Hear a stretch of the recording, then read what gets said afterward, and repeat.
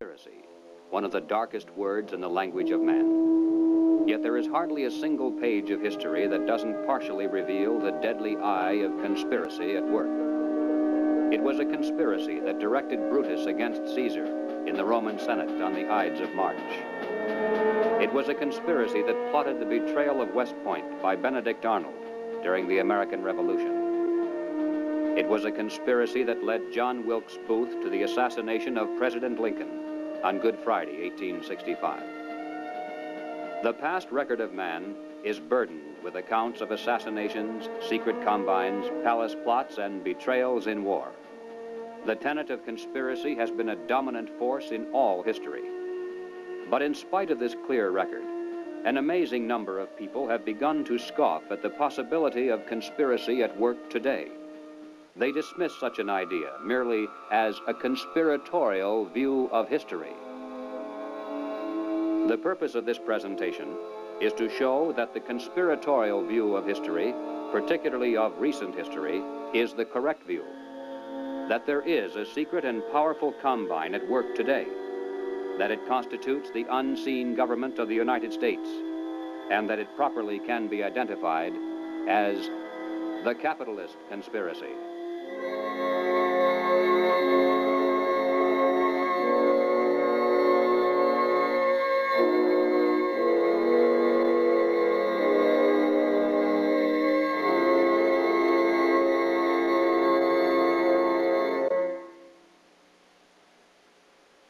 In 1963, the nation was held spellbound by the testimony of gangster Joe Valachi as he exposed the inside workings of the international crime syndicate known as the Cosa Nostra, or the Mafia. No matter how carefully criminal conspiracies are organized, eventually they're exposed because someone on the inside goes to the authorities and talks. The same is true with political conspiracies. For instance, over the years, there has been a steady stream of defectors from the communist apparatus, and through their testimony, we now have a clear idea of how that conspiracy is organized and operated. But one large piece of the puzzle always has been missing. It's a matter of record that some of the greatest help to world communism often has come from prominent and respectable leaders within the United States. Obviously, these men are not communists. As a matter of fact, most of them are extremely wealthy and are thought of as capitalists who supposedly would have the most to lose under socialism and communism. And yet the record is disturbingly consistent, and Americans repeatedly have asked why. Why have some of the richest people in the United States, both in and outside of government, aligned themselves with leftist policies that would appear to be the path to their own destruction? And if there is a conspiracy at work among these men, why hasn't someone on the inside exposed it? The answer is, someone has.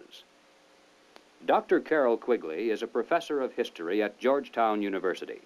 He is the author of the widely used textbook, Evolution of Civilization. He is a member of the editorial board of the monthly periodical, Current History. He has been a frequent lecturer and consultant for such groups as the Industrial College of the Armed Forces, the Brookings Institution, the U.S. Naval Weapons Laboratory, the Naval College, the Smithsonian Institute, and the State Department.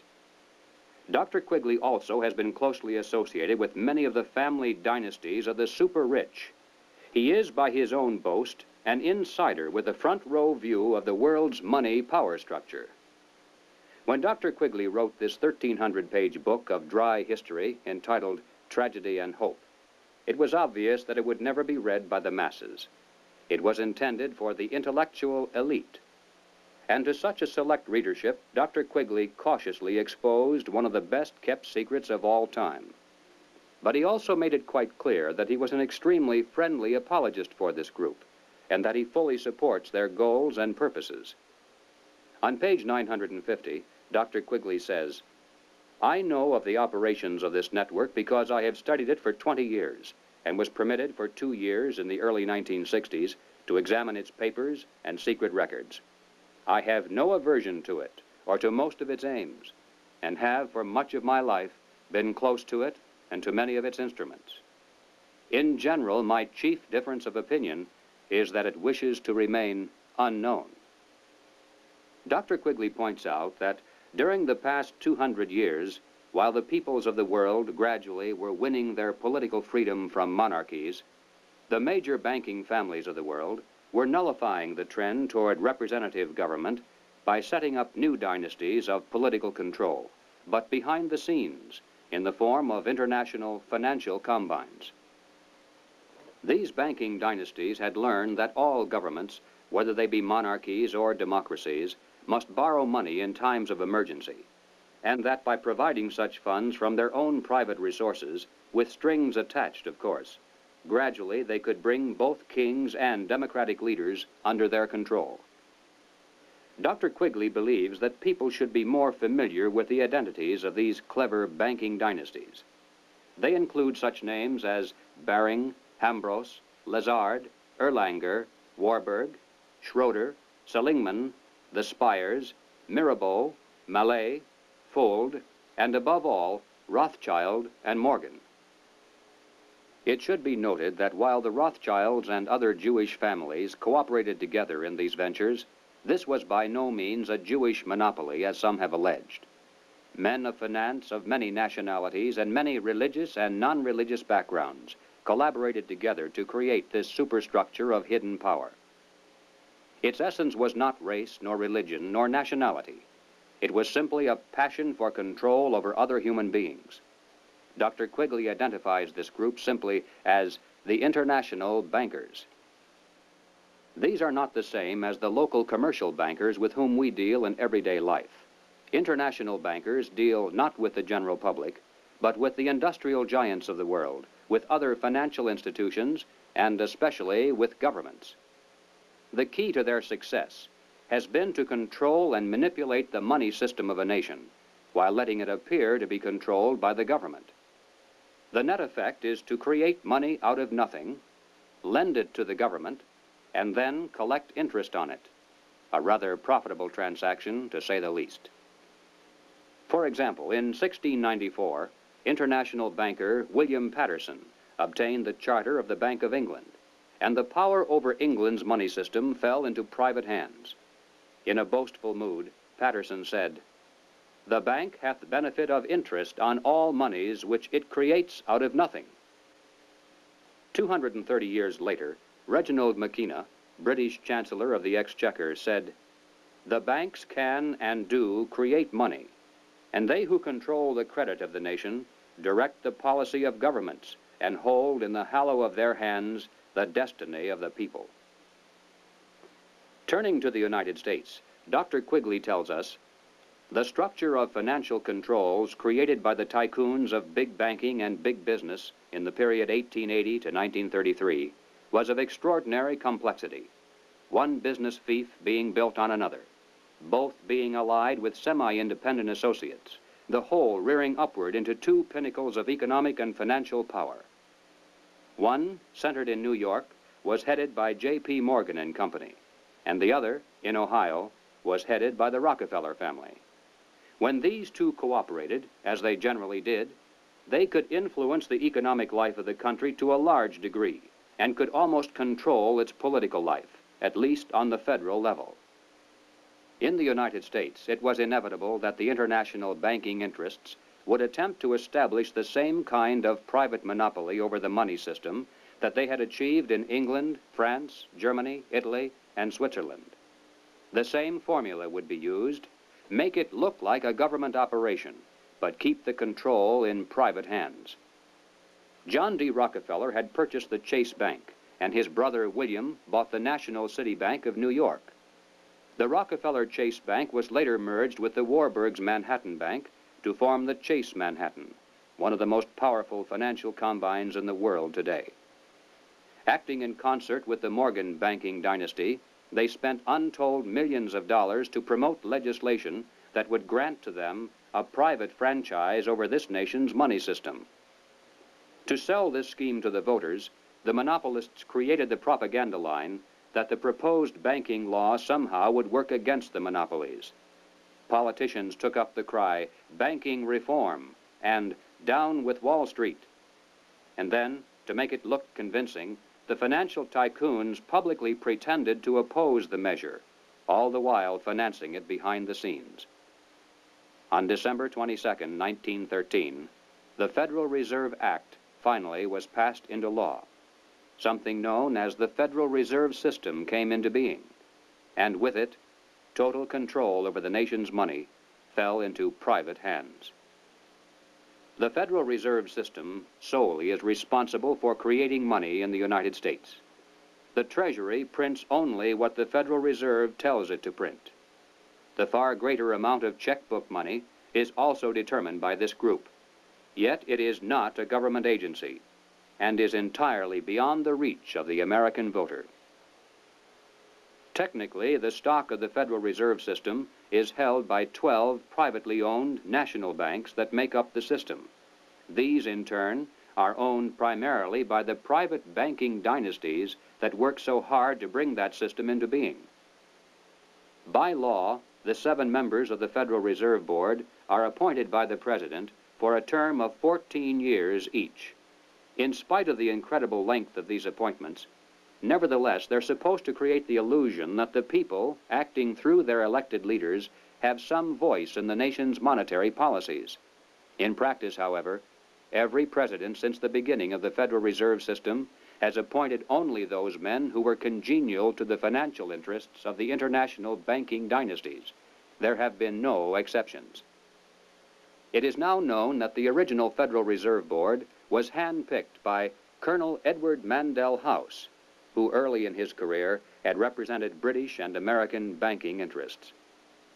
The intimate papers of Colonel House, edited by Charles Seymour, reveal House as the unseen guardian angel of the Federal Reserve System. In the words of Mr. Seymour, the Schiffs, the Warburgs, the Kahns, the Rockefellers, and the Morgans had faith in House. In 1912, Colonel House authored this book entitled Philip Drew, Administrator. The hero, a thinly disguised version of himself in real life, was a behind-the-scenes manipulator of prominent political figures. In the disguised form of a novel, the book lays bare the general strategy that has been followed ever since, even to the very present. It tells of how a small group of insiders cause a depression and then bring about the election of a man named Rockland. Rockland gives fireside chats and launches a program called the New Era to strengthen government control over the masses. Eventually, the insiders who control the government weaken the country deliberately to the point of civil war, which provides them with the excuse for establishing a dictatorship under Philip Drew. Colonel House was the man who selected Woodrow Wilson as a presidential candidate and later became his principal advisor. Wilson was totally dependent on House for all political decisions. He was his alter ego. The president himself had written, "Mr. House is my second personality. He is my independent self. His thoughts and mine are one.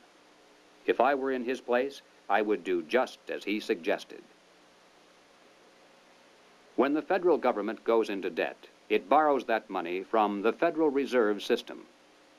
The national debt presently is at the 400 billion mark. Just to pay the interest on this debt, taxpayers are forced to contribute over $20 billion every year. And remember, that is interest on money created out of nothing. At National Convention time, $20 billion can determine far more politics than all the shouting and placard waving and brass bands combined. And one can only imagine the economic and political pressures that are brought to bear on a candidate seeking public office. Pressures and commitments to make sure that if elected, the new president will make the correct appointments, not only to the Federal Reserve Board, but also to ambassadorial posts, government agencies, the cabinet, and even the Supreme Court. This is why, through the years, administrations change, party labels change, but major policies do not. In 1870, a wealthy British socialist by the name of John Ruskin was appointed as Professor of Fine Arts at Oxford University in London. He taught his students that the state must take control of the means of production and organize them for the good of the community as a whole. But he advocated placing control of the state into the hands of a single dictator. He said, "My continual aim has been to show the eternal superiority of some men to others, sometimes even of one man to all others." Dr. Quigley tells us, Ruskin spoke to the Oxford undergraduates as members of the privileged ruling class. He told them that they were the possessors of a magnificent tradition of education, beauty, rule of law, freedom, decency, and self-discipline, but that this tradition could not be saved unless it could be extended to the lower classes in England itself and to the non-English masses throughout the world. Ruskin's message had a sensational impact. His inaugural lecture was copied out in longhand by one undergraduate, Cecil Rhodes, who kept it with him for 30 years. Cecil Rhodes made one of the world's greatest fortunes. With help from international bankers, he was able to establish a virtual monopoly over all the diamonds that came from South Africa, and most of the gold as well. Throughout his entire life, Cecil Rhodes spent most of his vast income to promote the ruling class ideas of John Ruskin. Many people are familiar with the world-famous Rhodes Scholarships, which were established to promote the less controversial aspects of John Ruskin's dream. But very few are familiar with the fact that in 1891, Cecil Rhodes established a secret society to promote the rest of that dream. Dr. Quigley explains, in this secret society, Rhodes was to be leader. Stead, Brett, Lord Esher, and Milner were to form an executive committee. Arthur Lord Balfour, Sir Harry Johnston, Lord Rothschild, Albert Lord Grey, and others were listed as potential members of a circle of initiates, while there was to be an outer circle known as the Association of Helpers, later organized by Milner as the Round Table Organization. Here, then, was the classic pattern of political conspiracies throughout all history. At the center, usually depicted as the all-seeing eye, there is a tiny group in complete control, with one man as the undisputed leader. Next comes a circle of secondary leadership that for the most part is completely unaware of an inner core. They are led to believe that they are the innermost ring. In time, as these conspiracies are built from the center out, they form additional rings of organization. Those in the outer echelons usually are poor idealistic souls with an honest desire to improve the world. They never suspect an inner control for sinister purposes, and only those few who demonstrate a ruthless capacity for higher leadership are ever allowed to see it.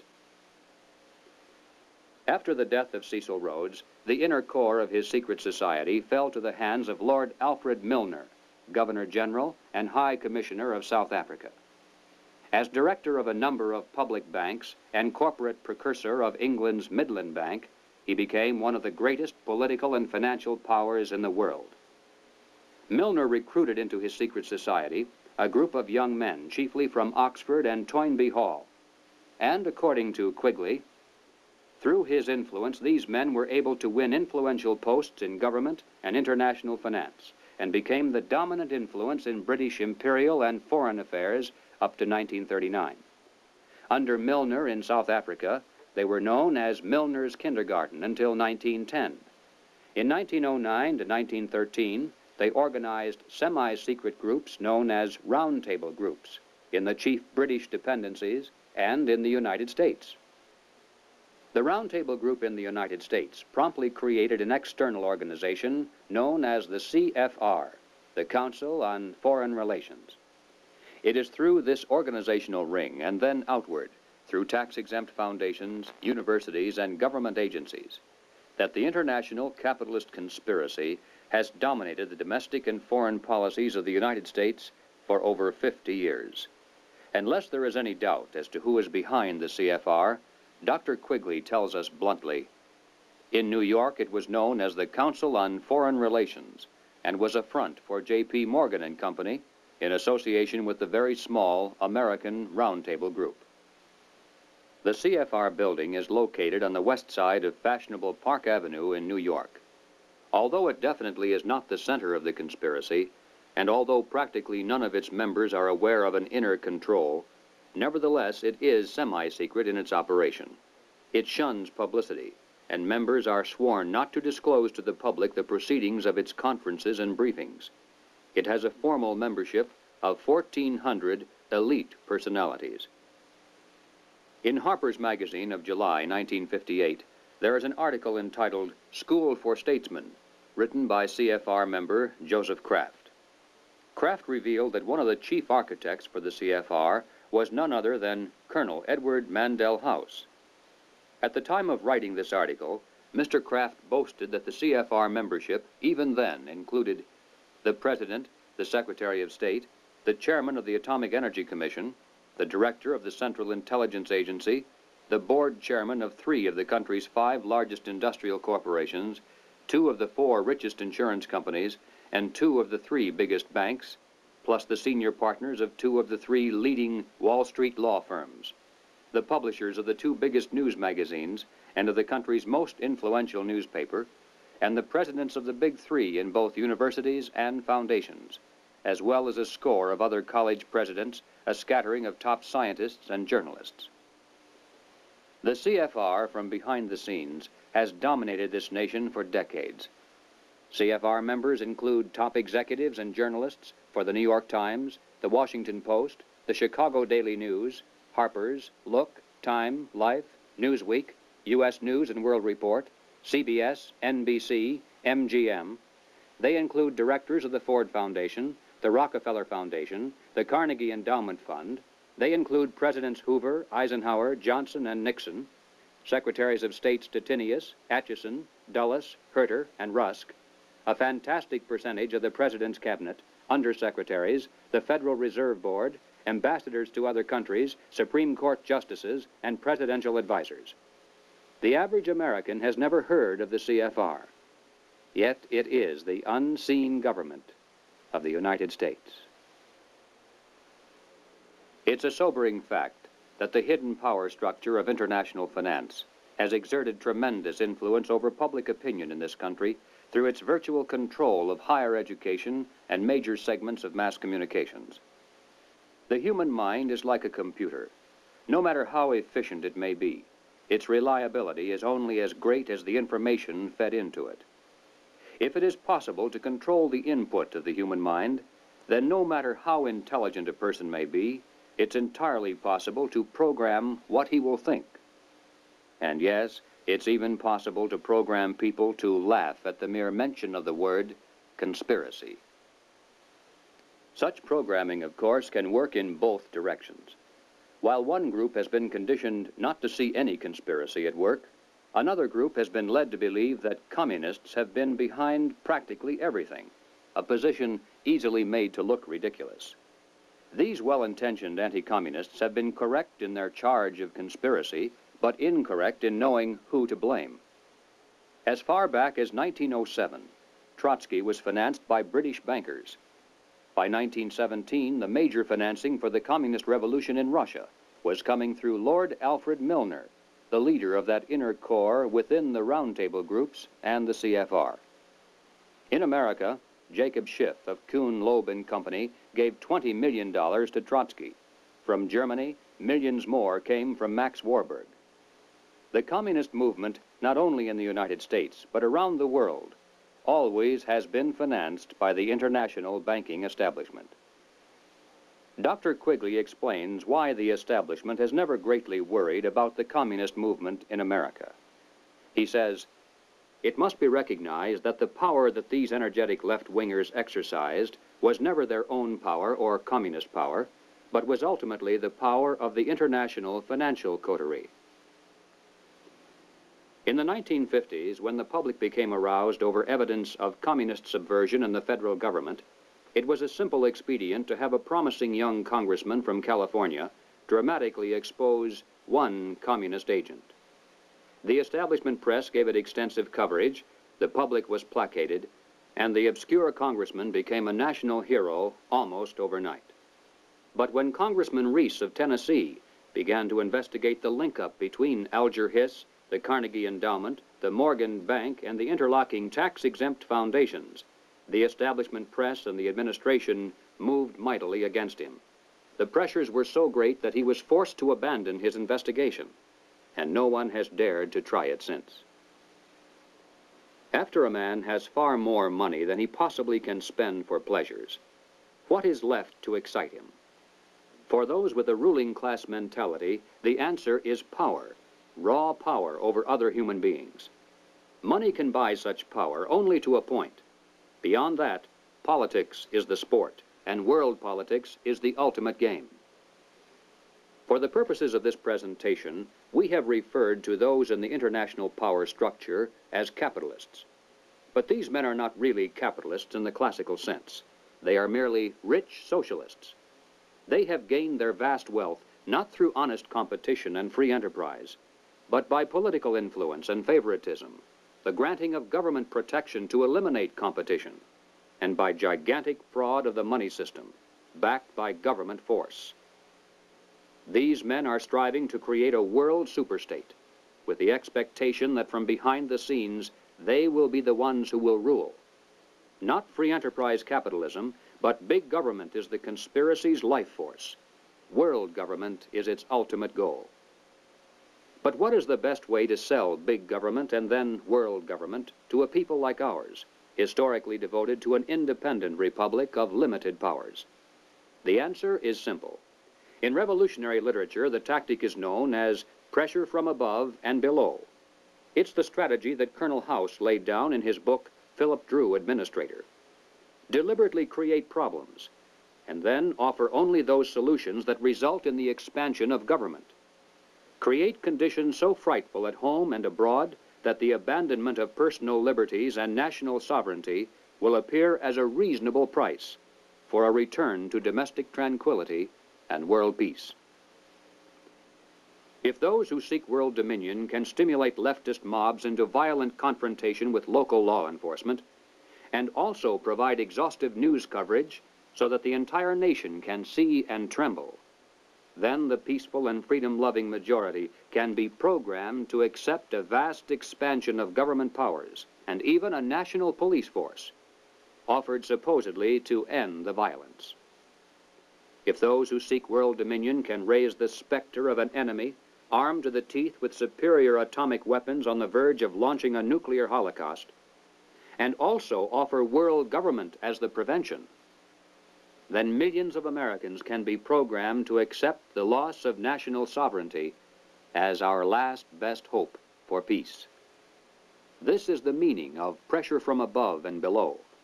To put over police state measures at home, they need chaos, crime, and anarchy in the streets. To sell the idea of world government, they need the constant threat of nuclear war. Or, as they say in revolutionary circles, the real action is in the reaction.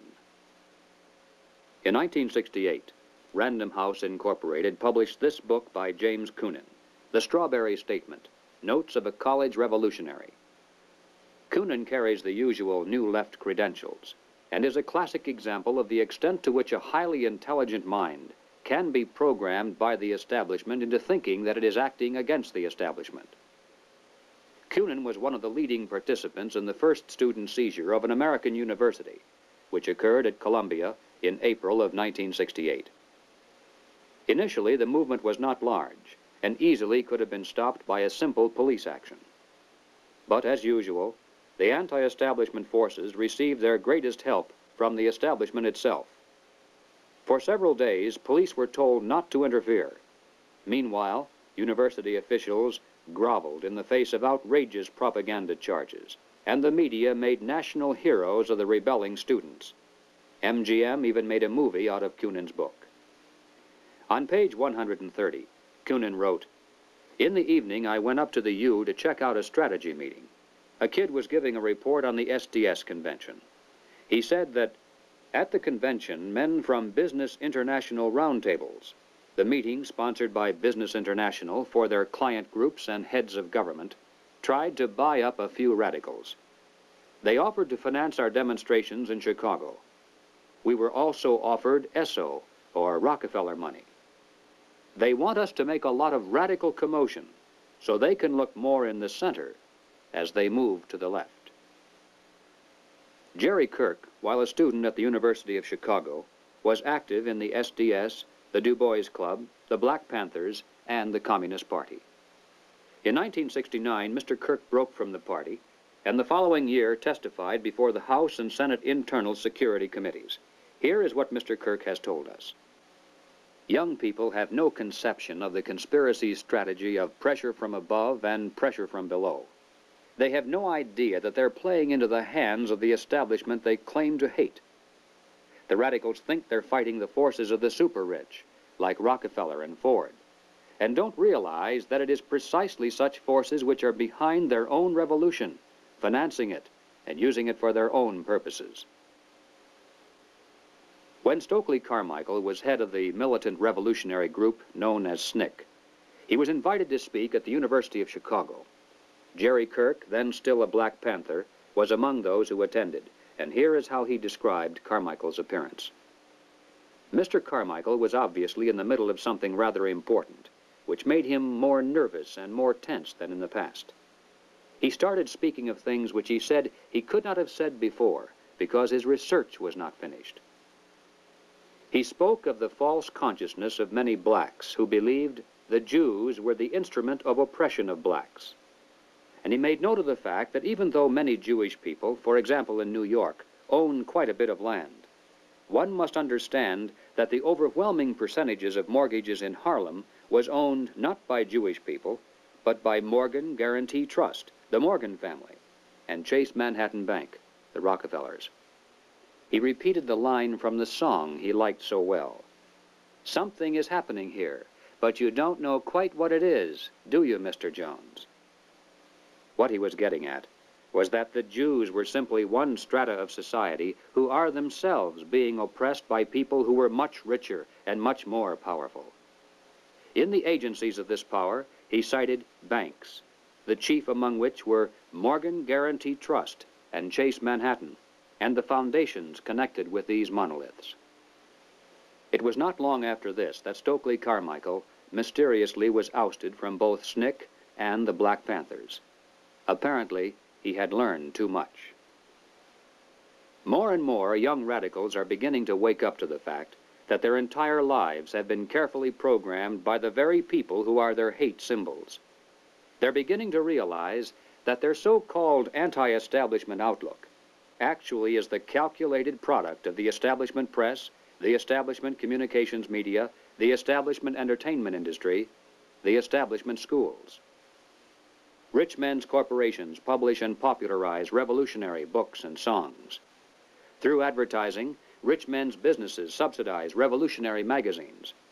Rich men's tax-exempt foundations pour millions of dollars into left-wing organizations.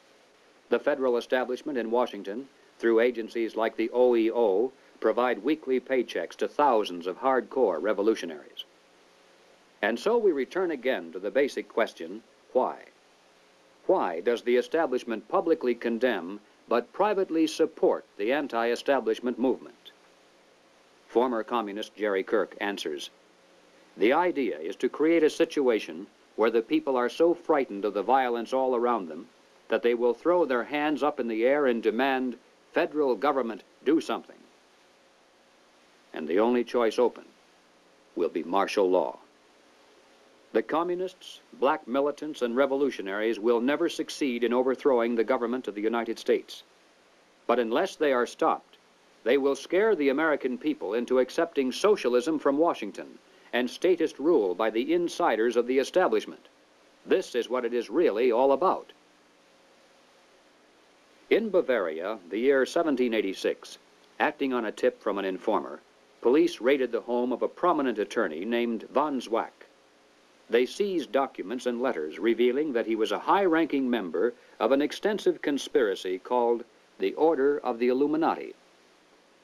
Over the centuries, forms of the word Illuminati, meaning the enlightened ones, have been used by many secret sects and occult organizations. Most prominent among these were the Illuminados of Spain, the Guernets of France, and the Roshania of Afghanistan. But these were concerned primarily with psychological and spiritual objectives, a proclaimed inner wisdom and mind mastery of the secrets of the universe. The conspiracy exposed in Bavaria was of an entirely different order. The Illuminati was founded on May 1st, 1776, by Adam Weishaupt, a professor at Ingolstadt University. Weishaupt obviously had been a serious student of the occult, for many of its bizarre features and symbols were incorporated into his organization. Weishaupt had been active in the Masonic lodges of Germany and found in them the perfect vehicle for recruiting into his secret order, which he described publicly as the highest level of Freemasonry. The Illuminati was formally incorporated into the Masonic lodges at the Congress of Wilhelmsbad in 1780. It should be noted that Freemasonry in England and America historically is quite different. Its members are characterized by the highest standards of integrity. Nevertheless, it is a fact that from 1780 on, the Illuminati did flourish as a parasite on the highest levels of the Masonic movement in Europe, especially the Grand Orient lodges of France. There were 8 conspiratorial rings within rings, advancing from the outermost novice inward to Rex, or king. The king, of course, was Weishaupt himself, who had adopted the code name Spartacus.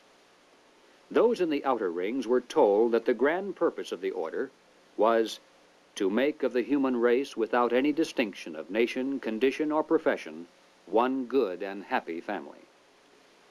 But by the time the member had advanced to the level of presbyter, or priest, his oath of absolute secrecy and obedience had become deadly serious. Only then was he allowed finally to see the ultimate goal of the order. It was the destruction of all religion, replaced by the worship of reason, or humanism, and the destruction of all independent governments, replaced by a new world order, a world government ruled from behind the scenes by the illuminated ones. Needless to say, most members were never allowed to see these goals. In the words of Adam Weishaupt himself, "These good folks swell our numbers and fill our money box. Set yourselves to work.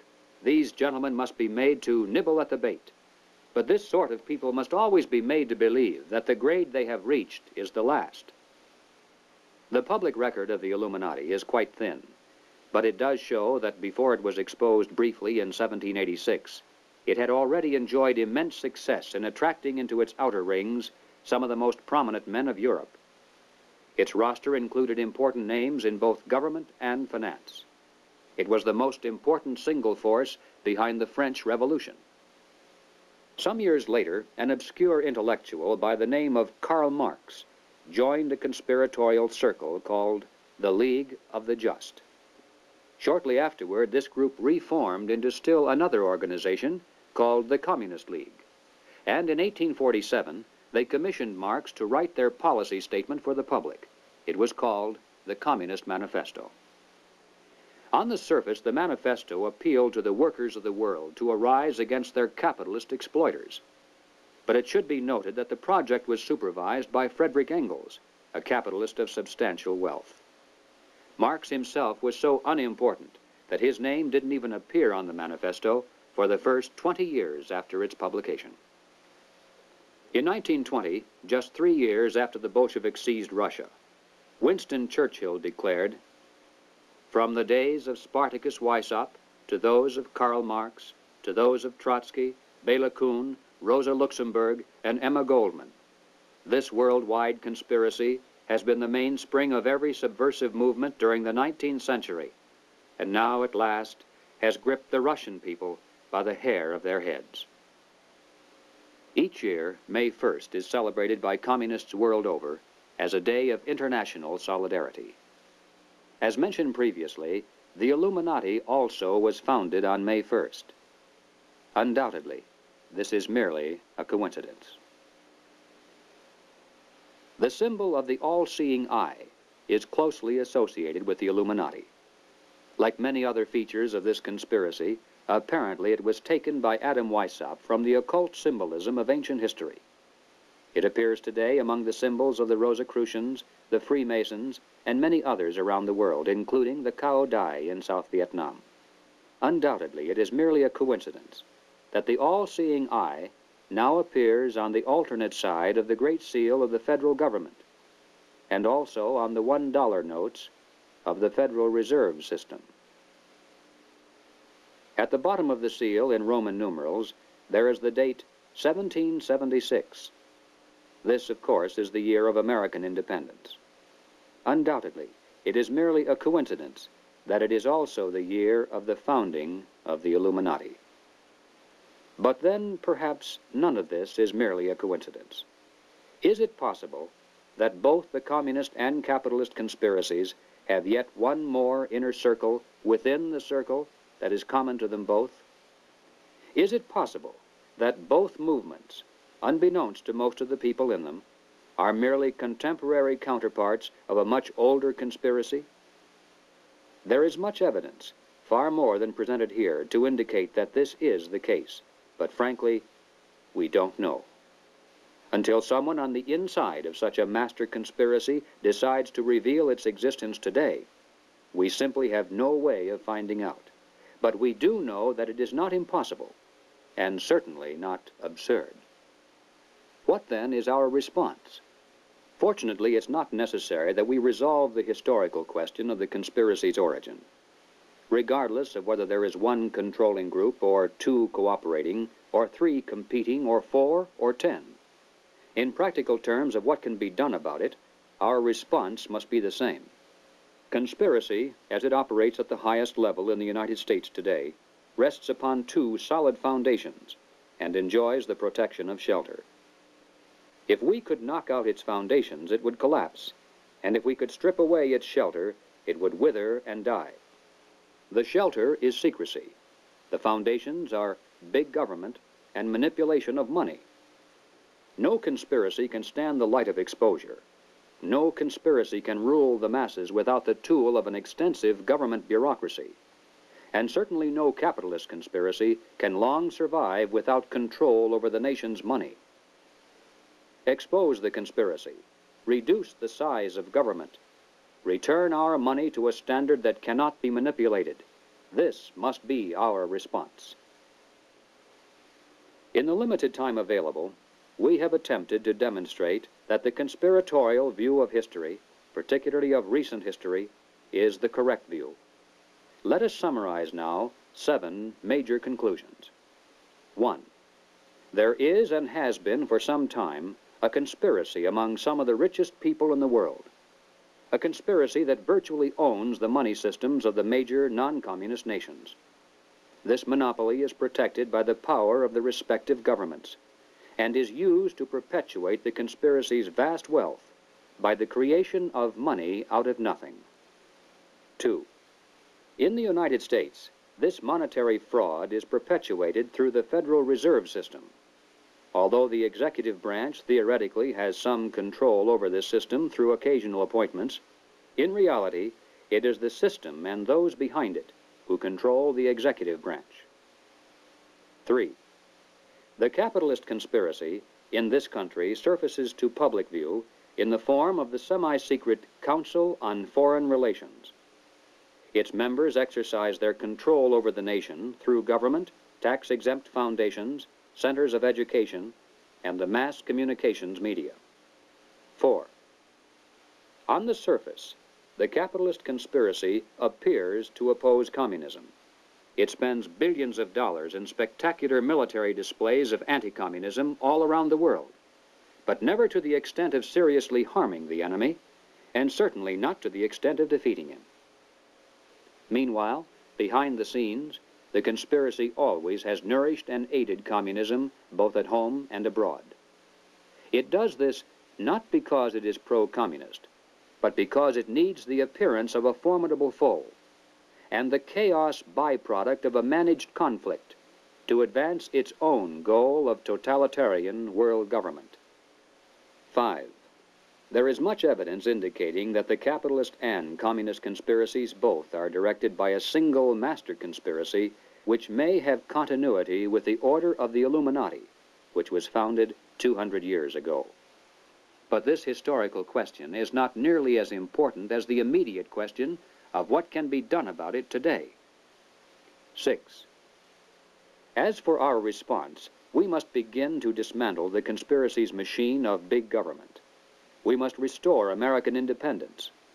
We must return our schools to local control.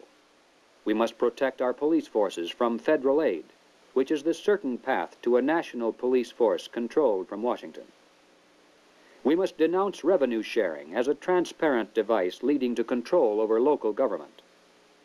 We must raise up men for political office who not only talk about reducing government, but who will do it once they're elected. And that means men who are totally independent of establishment politics. 7. We must reduce the Federal Reserve System to a service function of clearing checks between banks only. Merely turning the system as it stands over to the federal government, as some have suggested, will not solve the problem. The same people would control it either way. The root of the evil is that money is created out of nothing, and the insiders could do that today just as easily directly through government as they do through the Federal Reserve System. The ultimate solution is to prevent anyone in or out of government from manipulating the money supply. And the only way to do that is to return our money to the gold and silver standards. 8. We must expose the conspiracy to public view.